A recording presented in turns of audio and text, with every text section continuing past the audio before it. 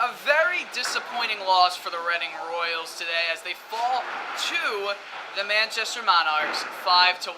A very poor game for them overall, and it doesn't help that in the standings, because the North Division in the ECHL is just so close, they do have a game in hand, but they're just 4 points ahead of the 5th place Wheeling Nailers. And remember, in the ECHL, it's the top 4 teams that make the playoffs. It's the same as the AHL when we've covered the Hershey Bears and the Lehigh Valley Phantoms. So it's definitely going to be very interesting to see what they are able to do down this stretch. Tonight's game was not a good example of what they can do. It's their 3rd straight loss after losing to Norfolk twice this weekend.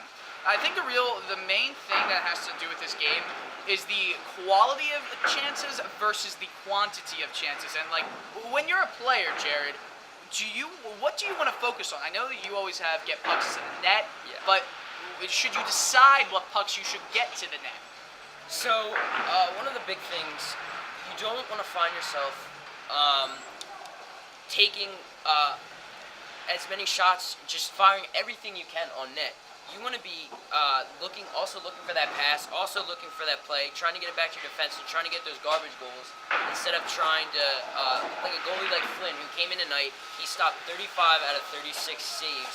He played great. A goalie who's has a .8, I think 8.8 in the regular season so far. Yeah. He's a subpar goalie. He came in tonight and he really stole the show. So for goalies like that who have like a hot night, like Flynn did tonight, you're gonna want to get those garbage goals. You want to get bodies in front of the net so you can get those cheeky goals, as they would say,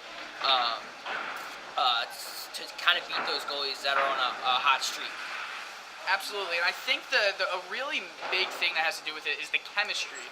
And with all the ATOs happening with the team, I think it's really going to be difficult down the stretch to maintain that team chemistry. You know, as Coach Corville was saying, I mean, what he can do is it's difficult with the playoffs.